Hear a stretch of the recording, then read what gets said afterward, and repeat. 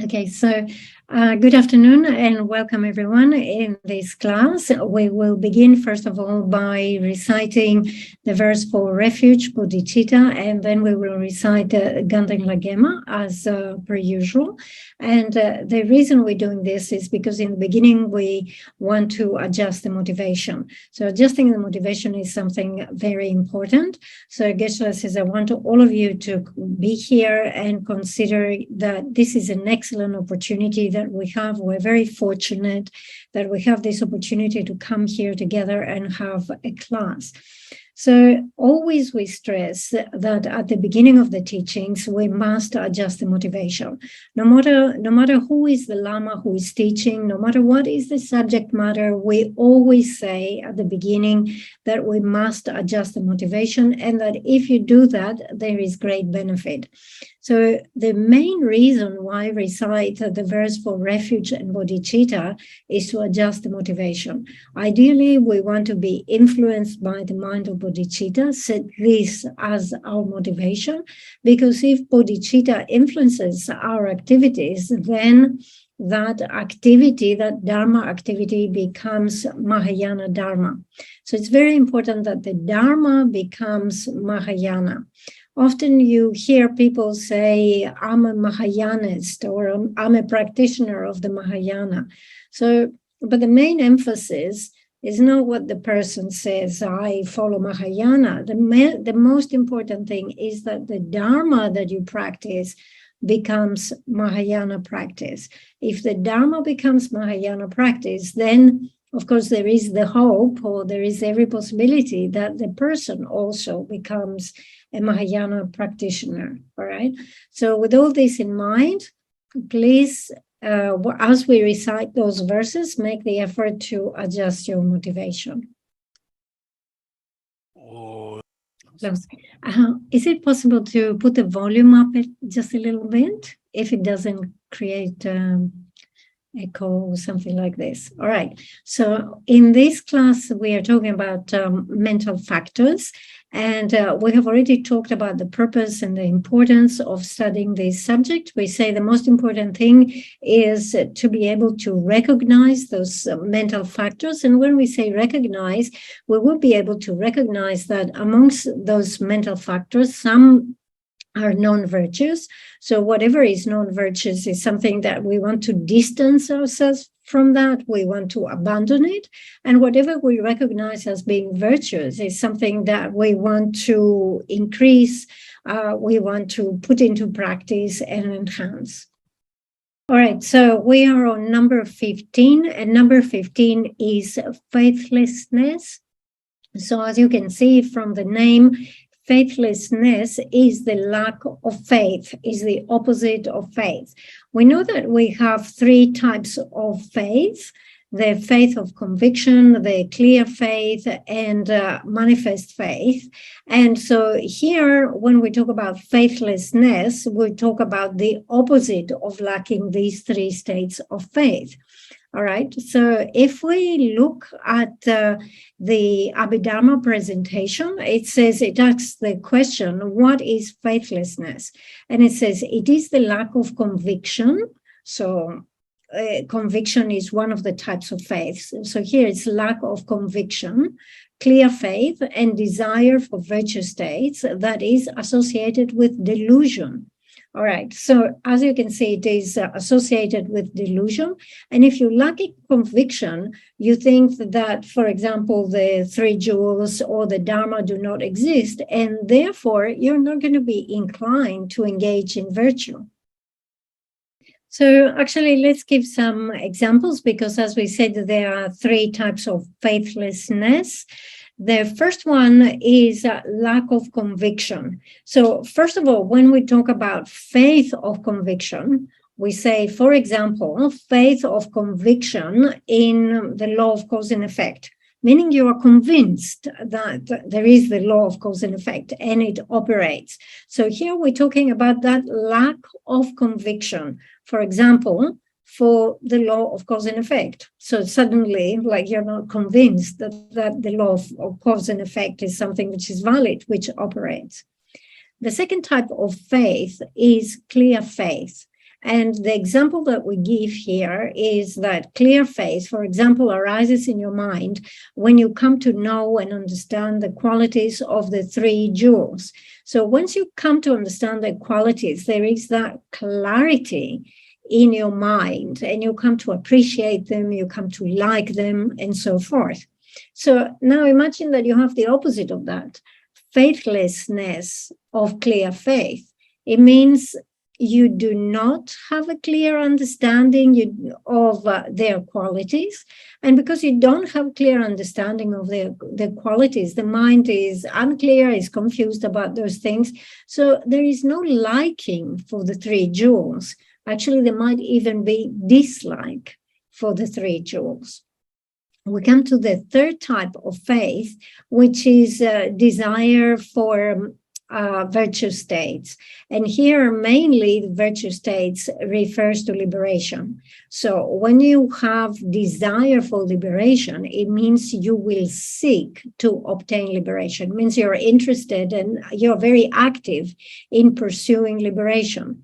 But if you have faithlessness in terms of desiring those virtue states, it means you will not be interested and you will not seek to obtain liberation. So Geshe was saying, I think that if we look at them in terms of the examples, it's much clearer to understand what we're referring to. Okay, we continue to the next one, number 16, that is laziness. So what is laziness? Laziness does not take delight in virtue, independence on sleep or slumber or reclining on beds and so on, the pleasure of resting without sleeping by stretching all one's limbs, or the pleasure of alms.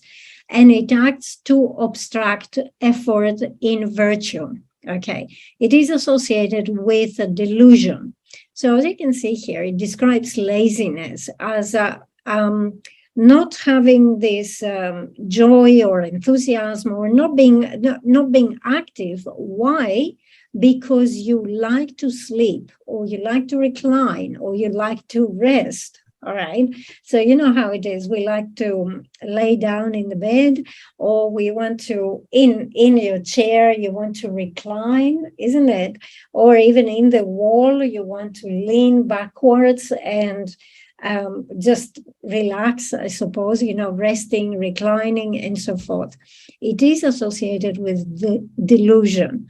Now, it says here that it's function to obstruct engaging in virtue. So it's actually a very big obstacle to engaging Dharma activities, and in particular, it's a big obstacle in developing concentration. So the reason why our concentration does not improve is due to our laziness.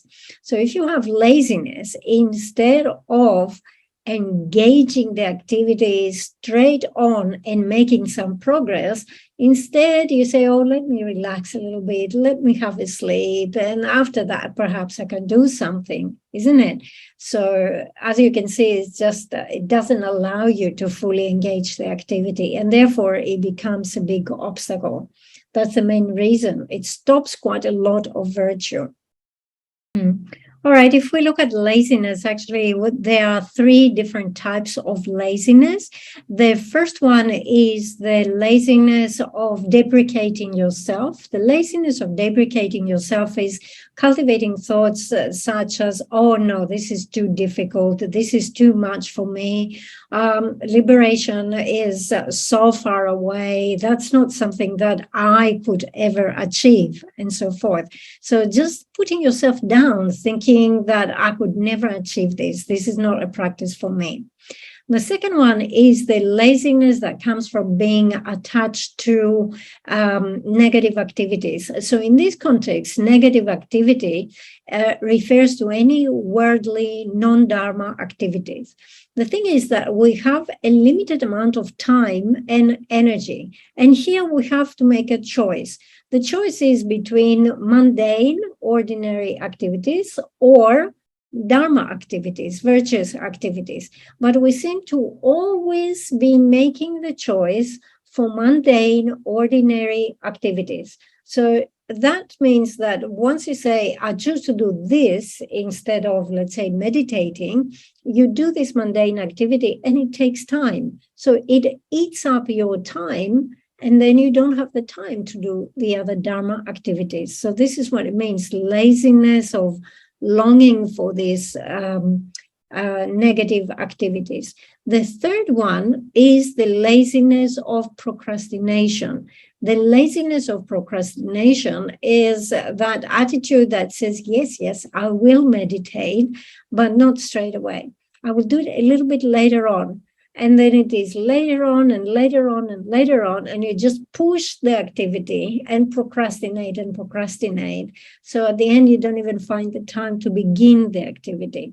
So as you can see, all three types of laziness act as obstacles that stops us from engaging virtue. And this is why the lamas of the past have said that if you have any of these three types of laziness in your mind stream, you will not develop any virtuous dharma. Therefore, make sure that you oppose it.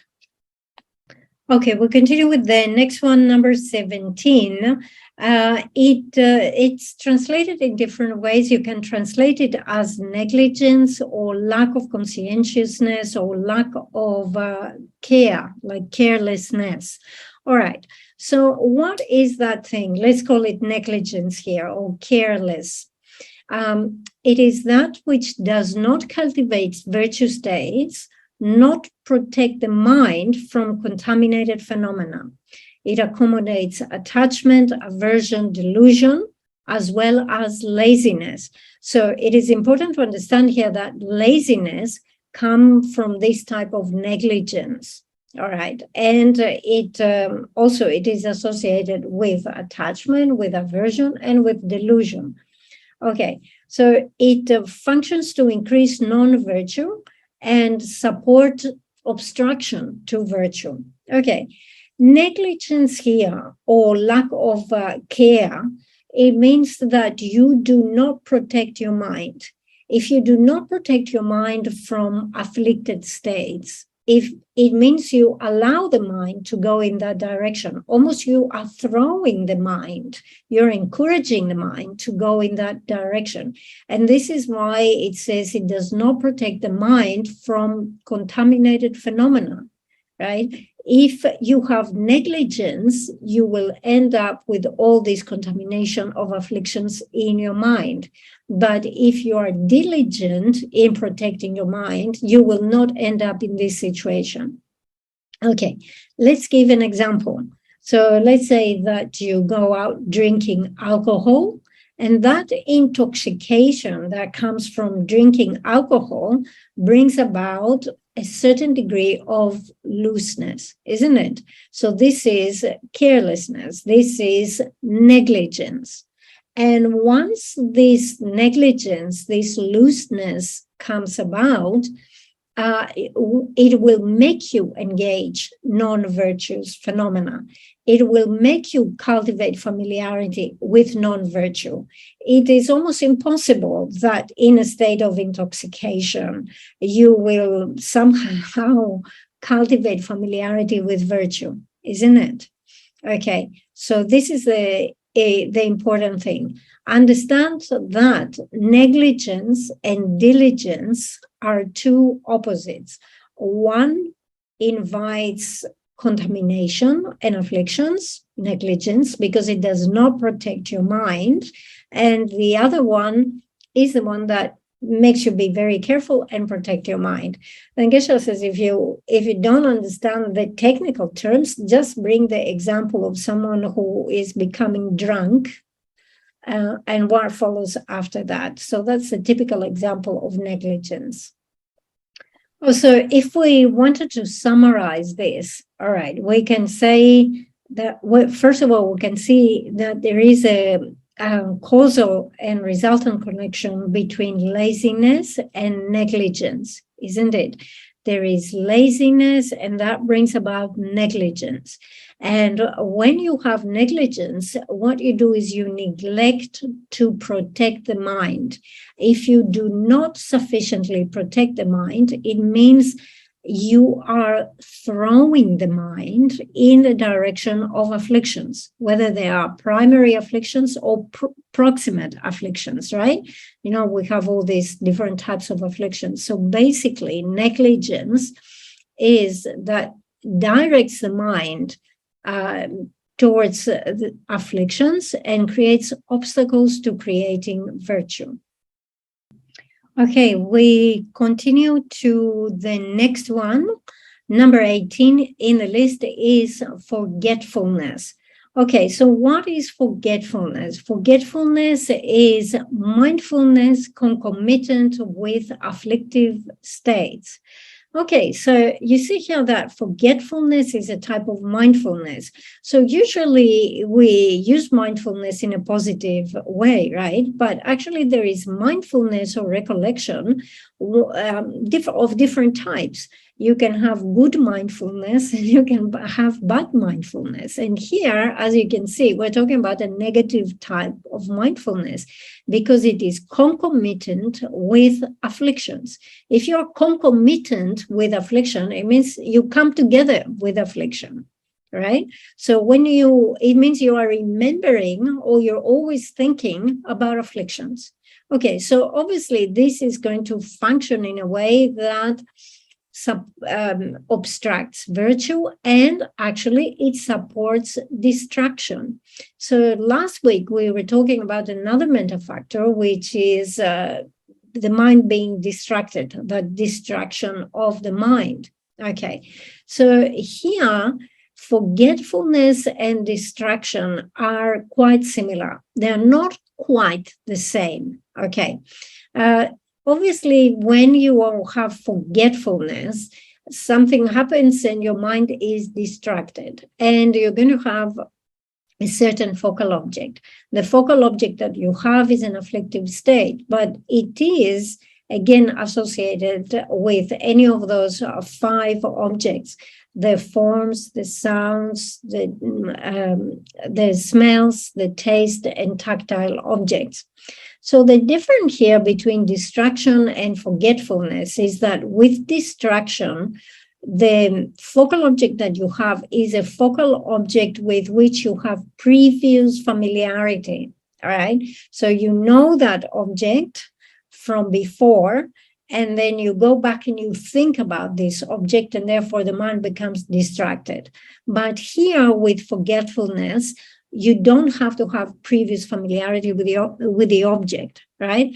It's just momentarily or presently, any of those forms of sounds and smells and so forth becomes the object that brings about your forgetfulness. Actually, we talked about distraction before, the mind being distracted, and about forgetfulness in the context of generating calm abiding. So earlier in the list, we had the mental factor of excitation. And we say excitation is actually a case where the mind becomes distracted. You become distracted because you follow a focal object with which you are familiar, all right? So it's more, that's, in the context of calm abiding is more about distraction, remembering an object that you already know. But here, forgetfulness does not have to engage the object towards the object that distracts you. It does not have to be an object with which you have prior familiarity. Okay, we'll continue with the next one in our list, which is non-introspection. So non-introspection means you do not have introspection. Again, remember when we were talking about developing calm abiding, we said that recollection and introspection are very important. We need to rely upon these two in order to improve our concentration. And the way that we described introspection in that context of calm abiding is we say it's a factor of investigating, almost like a spy, to find out whether any mental excitement or mental thinking are present. And if they are present, it gives that signal, and then we have to apply antidotes in order to stop them, isn't it? So here we are talking about non-introspection. So non-introspection, it means actually that you will not be aware of various activities, physical, verbal, mental activities. If we look at the way that it is described in Abhidharma, it says that non-introspection is wisdom concomitant with afflictive states that engage in physical, verbal, and mental action without mental recognition. So it says here that you engage, if you have non-introspection, you engage in various activities without recognition, right? You're not aware. You don't know what you're doing. You're not paying attention. You're not examining. You don't know what you're doing. The other interesting thing that it says is that it is wisdom. So again, we see that it appears to be different types of wisdom. Some of them are virtuous and some of them are non-virtuous. And this one is a non-virtuous or a not good type of wisdom because it is concomitant with afflictive states. Okay, so as we say, in this is in a more general sense, is not specific to calm abiding, right? So this is non-introspection here. It means that you do not recognize, you don't have mental recognition of various physical, verbal, and mental activities that you engage. And in that way, it functions to support negativities and downfalls. Okay, so we are dealing here with non-introspection, and the opposite of non-introspection is introspection. Actually, in Master Shantideva's Bodhisattva's Ways of Life, we have a whole chapter that is dedicated to introspection. And in there, you will see all the benefits of developing introspection or the faults of not developing introspection. So as you can see, it is so important that Master Shantideva has dedicated an entire chapter to this. Geshe says, I think it's chapter number 6. So if you want to understand more about it, read that chapter in Bodhisattva's Ways of Life. In this way, you will understand introspection. So once you understand introspection, it will be very easy to understand what is happening with non-introspection. That is its opposite. So Geshe was saying we talk a lot about non-introspection. We say it's the opposite of introspection, and we have talked about the importance of introspection. Especially introspection and recollection are very important for all types of activities. So even if you're carrying out a mundane, worldly, ordinary activity, if you study and so forth, you will be aware that definitely you need to have recollection and introspection. Recollection of having memory, developing that memory, that remembering of what you're doing, of what you've learned is extremely important. However, together with that, you need to have introspection, because introspection has this aspect of analyzing. So is there a fault? Is there no fault? What is happening here? What am I engaging? What am I doing here? If you are lacking introspection that has this spying element, and you only have recollection, actually that is not much of a benefit. So we need to have both. And especially if we're doing some serious study, that is very important. If we are lacking this introspection, it could be the case that you engage in the activity, but you don't even know if it is the proper activity. So there is that saying, it's like the uncle, like an old man, an uncle that is walking down the street, and as they're walking, they're talking, and also they're reciting mantras. So without analyzing, what is the proper activity that they're doing there? They're not really doing the proper activity. So especially if our goal is to reach the state of liberation or the ground of Buddhahood, it goes without saying that we should have recollection and very strong introspection. So once again, Geshe was saying, I definitely would encourage you to read this chapter on introspection on Bodhisattva's ways of life. If you have time, please look at this chapter. Okay, we come to the next one in our list. Number 20 is distraction. So this is described as mental proliferation associated with attachment, aversion, and delusion. So previously we talked about excitation, especially in the context of calm abiding. And we say that in the case of excitation, then we have mental proliferation. So the mind is scattered, but mainly it is happening due to attachment. So due to attachment, the mind will be scattered to the 5 objects, the forms, the sounds, the tastes, and so forth. Okay, here, distraction, again, it's a case of mental proliferation, meaning your mind will be scattered. It will be scattered to the same 5 objects. However, what causes the mind to be distracted is different, because here it can be due to attachment or due to aversion or due to delusion. Okay, so that is the difference. In excitation, the main cause that brings the proliferation is attachment, whilst in distraction here, number 20, there are 3 causes. It can be attachment or aversion or delusion. Okay, so previously when we talked about excitation, one of the features is that there is mental proliferation because your mind is captivated by an object that you find attractive. And this is why we say excitation happens due to attachment. However, here with distraction, we see that all 3 poisons can play a role. So you have mental proliferation that can be associated either with attachment or with hatred or with confusion. So it doesn't have to be just because we are captivated by a beautiful object. Okay, so as you can see, we reached number 20, and with this, we finish this large category of the 20 proximate afflictions. So we had the main afflictions, and then we had the proximate afflictions.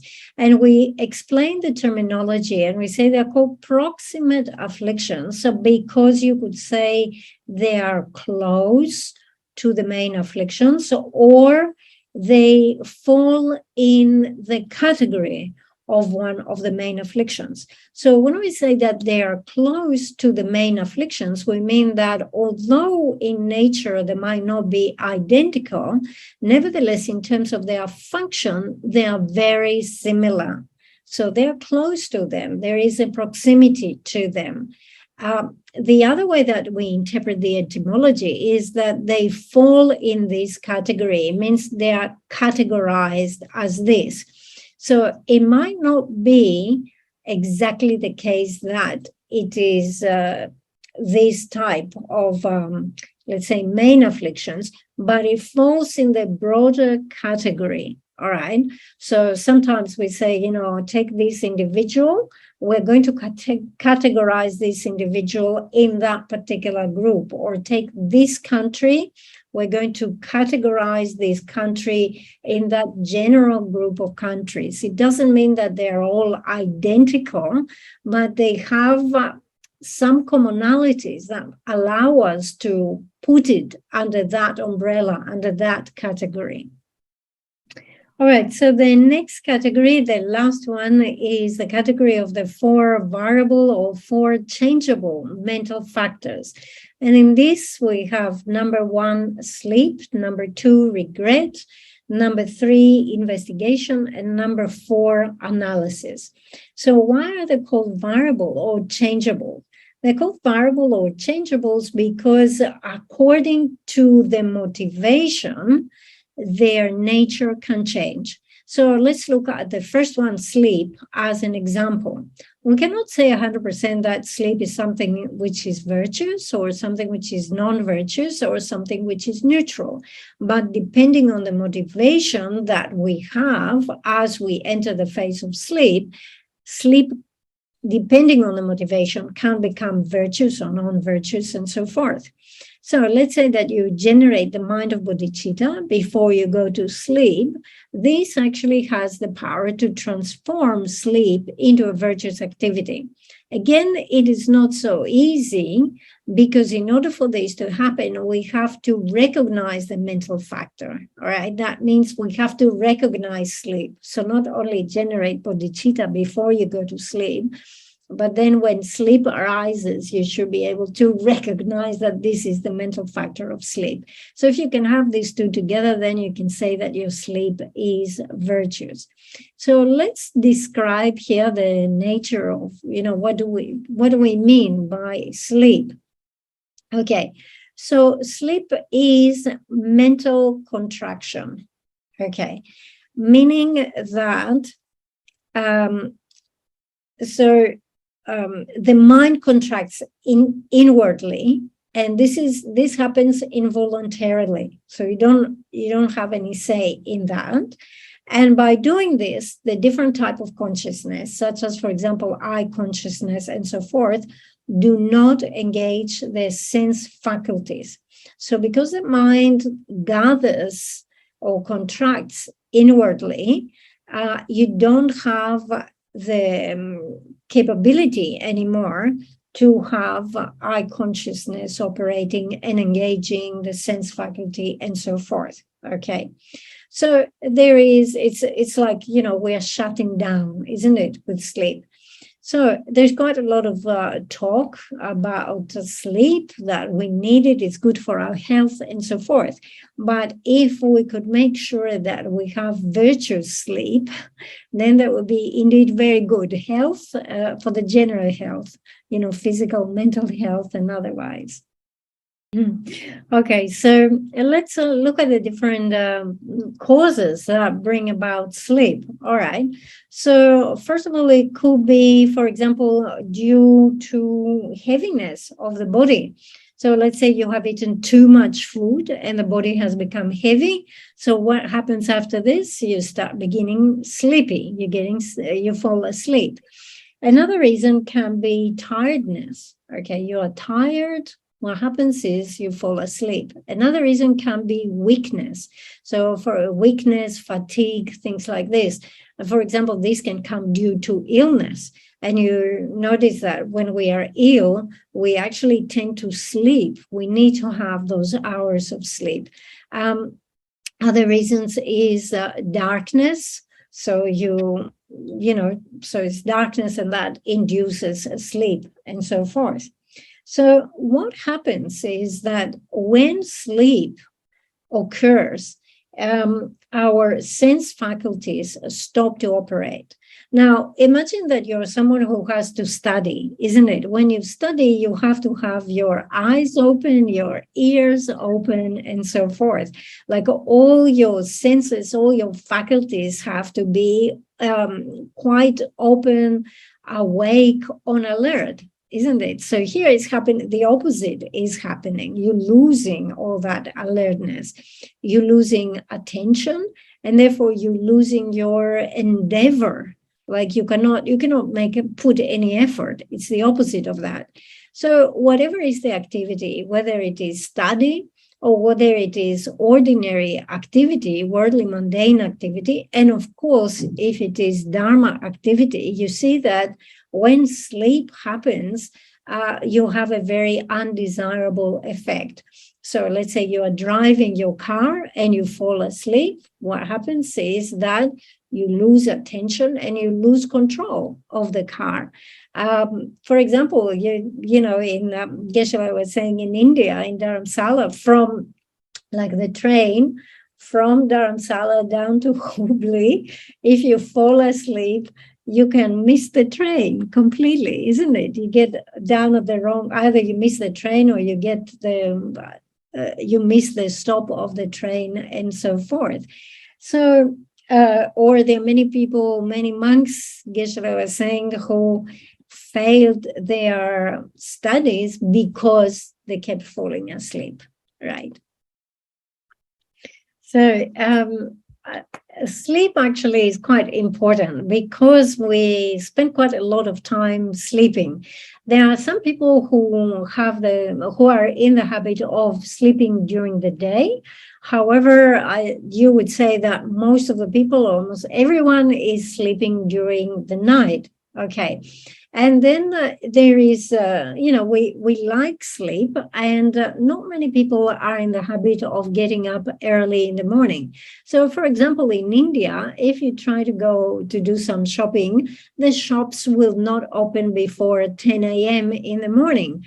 They will not open before 10 a.m. because the shop owner is sleeping and also the customers are home asleep. So what is the point of trying to open the shop earlier in the day? No one will come. Okay. So the day starts, let's say the shopping day starts after 10 o'clock because people sleep in. Okay. Now, we said that although we spend a lot of time sleeping, sleep is a changeable mental factor. Okay. So if, let's say, your sleep was neutral means there is no benefit. Also, there is no harm. But if there is no benefit, you sleep all these hours without having any benefit out of this. Then if your sleep is non-virtuous here, it means that all those hours of sleep are negativity. So either there will be associated with one of the root afflictions, or they will be associated with the proximate afflictions. Obviously, if your sleep is non-virtuous, this is not a good thing. But then we have sleep that is virtuous. Okay, so how do we do this? Before you go to bed, you set your motivation properly. It doesn't take a long time. You just have to go over the various activities that you did during the day, separate these activities, evaluate them, and said, I did this and this negative action, generate regret for the negative ones, identify the positive virtuous actions and rejoice in them, and then fall asleep by remembering your Lama, your virtuous friend, and fall asleep by remembering your Lama in a very joyful and good state of mind, thinking that whatever good things I was able to accomplish today is due to the kindness of the Buddhas and my gurus. So with that thought, fall asleep and then sleep. And if you can sleep until 10 o'clock in the morning, that's very good because that will be virtuous activity. So you see, it's actually not very difficult. It's just that we don't pay enough attention. We don't think about it enough, but it's not difficult. It's actually a very easy way to spend many hours creating virtue. Okay, so we mentioned here that we can have sleep that is non-virtuous. So how do you end up with non-virtuous sleep? Well, before you fall asleep, let's say you work yourself up so to the point of becoming very angry, and then you fall asleep in that state of anger, or you generate strong attachment and you fall asleep in that state of attachment. That is actually quite common, isn't it? Or then again, you could have neutral sleep, meaning you don't have any thoughts, like, you space out, and spacing out, you fall asleep. So, as we say, it's not good to have non-virtuous sleep. It's not of any benefit if you have neutral sleep. We should make the right choice, and the right choice is to choose virtuous sleep. We have to avoid the neutral and we have to avoid the non-virtuous sleep. We always have a choice here, and we should go for the smart choice, the better choice. We come to the next one of those changeable mental factors, which is regret. So again, regret, as we say, can be neutral, can be negative, and can be positive. Okay, so let's give an example of neutral regret. So you had an object that was a valuable object, whether it was your suitcase, your passport, or some money that you had, and you didn't take good care of it, and you lost it. All right. So now you're sitting there thinking, oh, what have I done? You really regret losing these possessions, these type of possessions. So this is a case of neutral regret. Let's give an example of non-virtuous regrets. Non-virtuous regret is regretting virtuous activities that you have done in the past. So let's say in the past you made a really big donation, I don't know, $1,000, $5,000 towards the monastery. And now you're checking your bank account, and you're looking at your bank account, and your balance has gone right down, and you say, oh, what did I do? Why did I give all this money to the monks? So now you're regretting a previous virtuous activity. So this type of regret is non-virtuous regret. So finally, we come to the virtuous type of regret, that is regretting past negative actions. And this is actually the best type of regret. This is the type of regret that we should be having. So just think, since beginningless time in samsara up to now, I have created so much negativity. Since beginningless time up to now, I have not practiced Dharma. I have neglected my practice of Dharma, and I come here to this life. I have not obtained liberation. I have not obtained any other significant realizations, qualities, let alone reaching the state of Buddhahood. So now I'm regretting all this. I'm regretting having wasted all this time. Since this morning, up until now that I'm thinking about it, I regret having wasted this time. But imagine, since beginningless time in samsara, in all these lifetimes, how much time, eons, I have wasted. Wasted here meaning I have not engaged the Dharma. I had the opportunity and I didn't do it. So I regret wasting all this time. So whilst I did not engage the Dharma, what did I do? I engaged negative